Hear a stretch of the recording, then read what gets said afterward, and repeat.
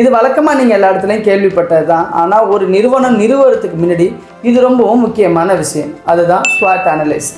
ஒரு கம்பெனி நாம் நிறுவனம் அப்படின்னா அந்த கம்பெனிக்கு என்ன ஸ்ட்ரென்த் இருக்குது, அதுக்கப்புறம் அதுக்கு என்ன மாதிரியான வீக்னஸ் இருக்குது, அந்த கம்பெனிக்கு என்ன மாதிரி ஆப்பர்ச்சுனிட்டி இருக்குது, அதுக்கப்புறம் அதுக்கு என்ன த்ரெட்ஸ் இருக்குது அப்படிங்கிற மாதிரியான விஷயங்களை நம்ம பார்க்குறோம்.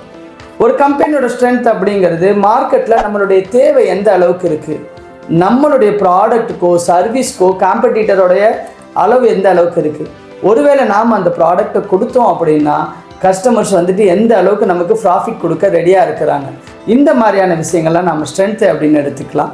அதுக்கப்புறம் வீக்னஸ் அப்படின்னு பார்த்தீங்கன்னு வச்சுக்கோங்களேன். ஸோ நம்ம ப்ராடக்டில் வந்துட்டு நம்மளால் ப்ராப்பராக வந்துட்டு கஸ்டமருக்கு சப்போர்ட் பண்ண முடியுமா, நம்ம ப்ராடக்டை ஒரு பர்டிகுலர் நல்ல குவாலிட்டியாக ஒரு யூனிக் ப்ராடக்டாக நம்மளால் கொடுக்க முடியுமா, மார்க்கெட்டில் நமக்கு அங்கேருந்து வரக்கூடிய அந்த ப்ராஃபிட்டை நாம் ஒரு பர்டிகுலர் டார்கெட் கஸ்டமர்ஸ்க்கு நம்ம சர்வீஸ் பண்ணும் போது அது நமக்கு தேவையான விஷயங்களை கொடுக்குமா அப்படிங்கிறதெல்லாம் நம்மளுடைய வீக்னஸில் ரொம்ப முக்கியமாக இருக்குது. குறிப்பாக அதில் எம்ப்ளாயி அட்மினிஸ்ட்ரேஷன் அப்படி மற்ற விஷயங்கள் நிறையாவே இருக்குது. ஸோ ஒரு ஸ்வாட் அனலைஸ் அப்படிங்கிறது ஒரு கம்பெனிக்கு ரொம்பவும் முக்கியம். ஸோ மூணாவதாக அதில் இருக்கிறது பார்த்திங்கன்னா ஆப்பர்ச்சுனிட்டி. இந்த ஆப்பர்ச்சுனிட்டி என்னெல்லாம் இருக்குது, மார்க்கெட்டில் B2B நம்ம எப்படி பண்ணலாம், B2C எப்படி பண்ண முடியும், நம்மளுடைய அடுத்தடுத்த பிரான்ச்சஸ் எப்படி கொண்டு வரதுக்கான வாய்ப்புகள் எப்படி இருக்குது, தொடர்ச்சியாக நம்ம முன்னேறி செல்வதற்கான நம்மளுடைய அந்த பாதை, நம்மளுடைய வெற்றி பயணம் எப்படியெல்லாம் இருக்கும் அப்படிங்கிறதுக்கான விஷயங்கள் எல்லாமே இருக்கும். ஸோ இதில் என்ன பண்ண முடியும், நம்மளோட ஆப்பர்ச்சுனிட்டி தெரியும்.